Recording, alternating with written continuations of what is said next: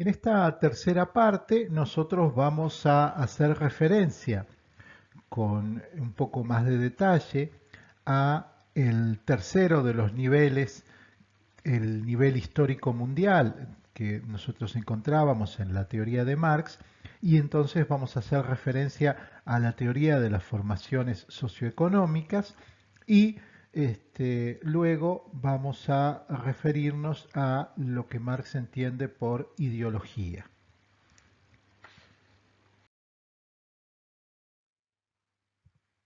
El esquema al que hace referencia Marx cuando plantea este análisis de las formaciones socioeconómicas, esquema que él describe en el prólogo a la crítica de la economía política, y en donde plantea específicamente que simplemente se trata de una visión eh, esquemática a grandes rasgos de cómo está constituida la sociedad, que le va a dar pie para sus análisis posteriores, ¿sí? Análisis por cierto con muchísima mayor profundidad.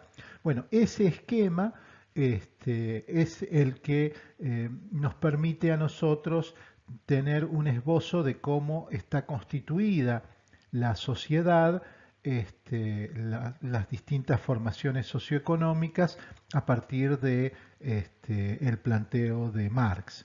Vamos a diferenciar dos momentos en donde vamos a analizar estas formaciones socioeconómicas, una fase de equilibrio que tiene que ver con la parte central del gráfico y una fase de revolución social que está vinculada a el margen derecho del gráfico. Marx plantea que en el proceso productivo, o sea, desde esta concepción materialista, él considera que el elemento central de la sociedad, la base de la sociedad, está dada por los elementos que están ligados a la producción. Y precisamente esos elementos remiten a las fuerzas productivas y a las relaciones sociales de producción. Fuerzas productivas y relaciones sociales de producción constituyen la estructura económica de la sociedad, la base real, material de la sociedad, o lo que Hegel llamaba la sociedad civil, o sea, el ámbito de las relaciones económicas. Esa estructura o base material constituye los cimientos de la sociedad, ¿sí? Marx aquí realiza una analogía con lo que sería un edificio, y entonces si la estructura son los cimientos del edificio, la superestructura tiene que ver con toda la mampostería que se construye sobre esos cimientos. Esta analogía le permite a Marx mostrar en el análisis de la fase de revolución social cómo una vez que se transforman los cimientos, sufre algún cambio los cimientos, se transforma posteriormente todo el edificio superestructural. Decíamos entonces que las relaciones sociales de producción y las fuerzas productivas constituían la base, la estructura en base a la cual se desarrollaba la superestructura, que estaba constituido por las formas políticas y legales, o sea, por aquellas formas de conciencia social ligadas a el modo en que las personas comprendían e interpretaban el lugar que ocupan en la estructura o en la base material de la sociedad.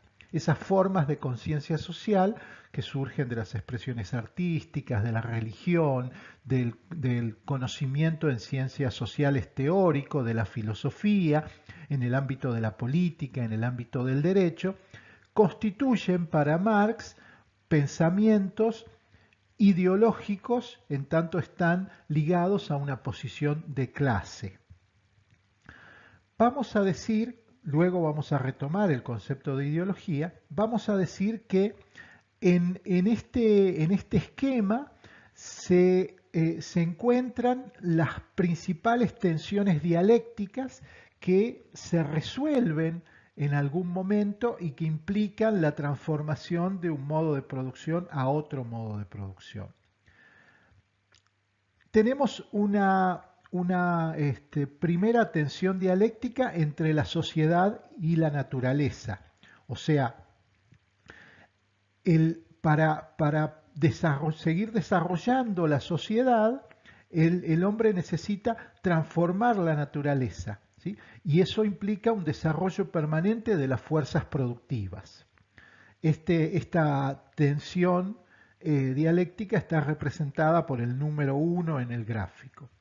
Luego tenemos otra tensión entre el nivel alcanzado por la tecnología, que remite a la idea de fuerzas productivas, y la organización existente de esas fuerzas productivas, que está directamente vinculado con las relaciones sociales de producción.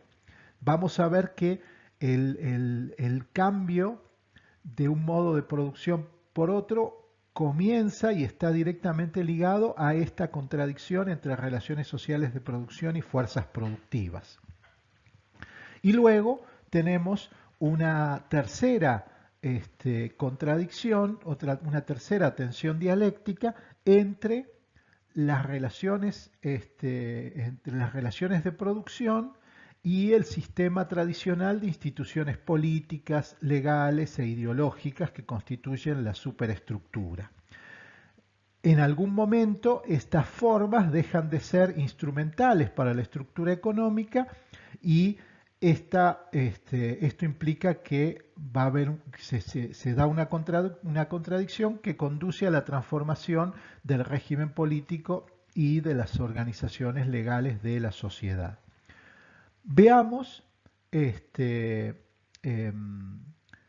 cómo se da el cambio, cómo se da la transformación, y para eso vayamos a la fase de revolución social. Plantea Marx que el cambio está motivado por la contradicción entre el desarrollo de las fuerzas productivas y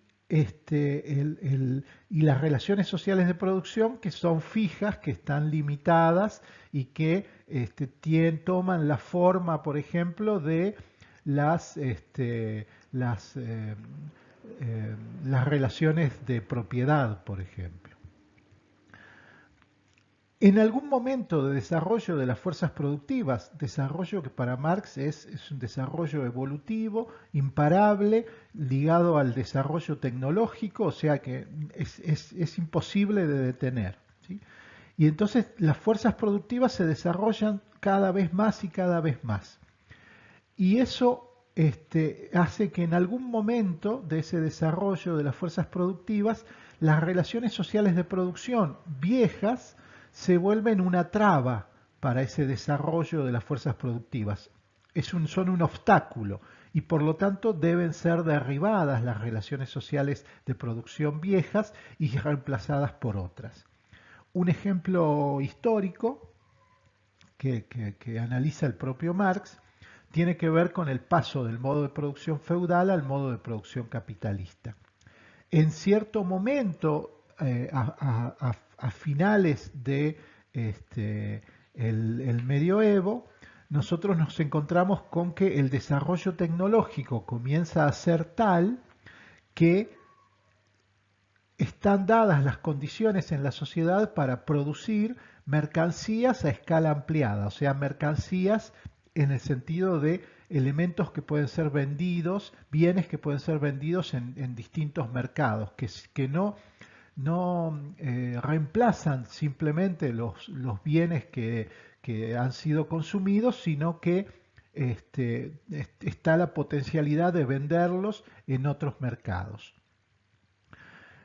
Está el desarrollo tecnológico, están las formas de energía, están las materias primas, pero se necesita mano de obra.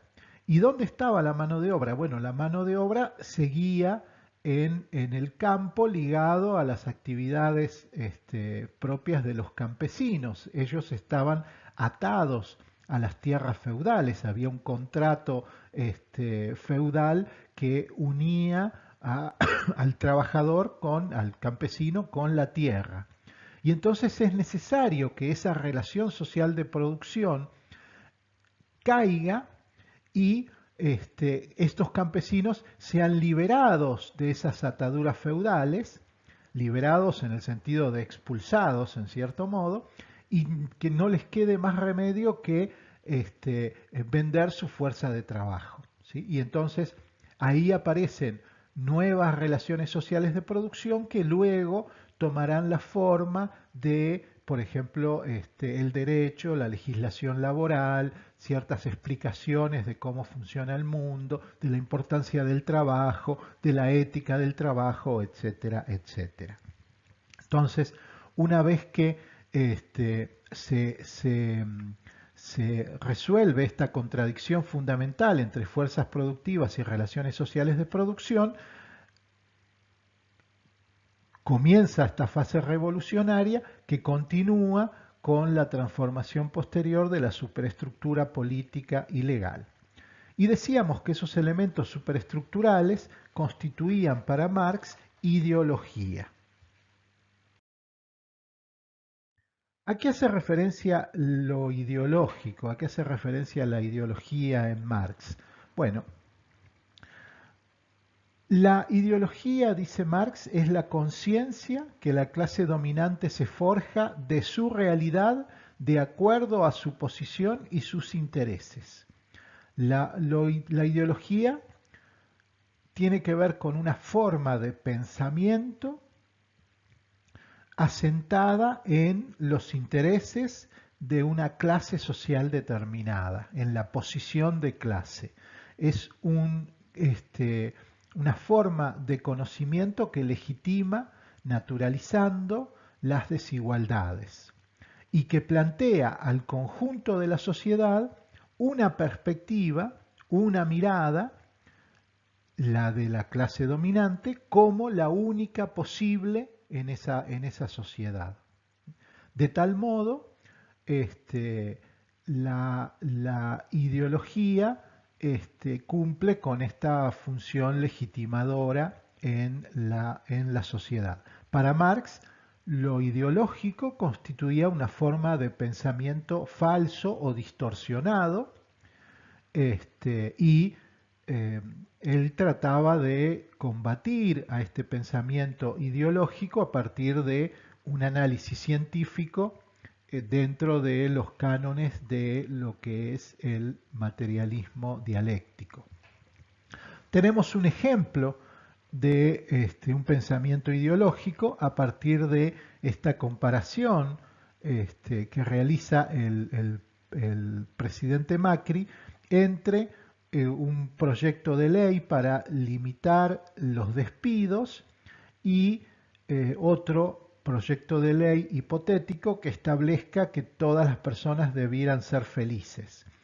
Para esta forma de pensamiento, la posibilidad de despedir a los trabajadores es una condición inalienable del modo de producción capitalista y nada se puede hacer contra ello, de tal modo que pedirle a las empresas que no despidan es similar a pedirle a las personas que sean felices por decreto, ¿sí? Entonces, aquí este pensamiento se constituye como un pensamiento ideológico en tanto defiende los intereses de determinado grupo, de determinado sector de la sociedad, que son los que necesitan de esta posibilidad de despedir trabajadores, y lo hace planteando este pensamiento que es propio de una clase social como algo natural, como algo que es común al conjunto de la sociedad, como algo que es impensable en sí mismo, como un pensamiento alternativo. En En la sociedad capitalista, la clase dominante impone sus ideas al conjunto de la sociedad. Y esto es así porque la clase dominante posee los medios de producción intelectual al mismo tiempo que posee los medios de producción material, ¿sí? De este modo, Marx en la ideología alemana afirma lo siguiente, dice, las ideas de la clase dominante son las ideas dominantes en cada época, o dicho en otros términos, la clase que ejerce el poder material dominante en la sociedad es, al mismo tiempo, su poder espiritual dominante. La clase que tiene a su disposición los medios para la producción material dispone con ello, al mismo tiempo, de los medios para la producción espiritual, lo que hace que se le sometan al propio tiempo por término medio las ideas de quienes carecen de los medios necesarios para producir espiritualmente.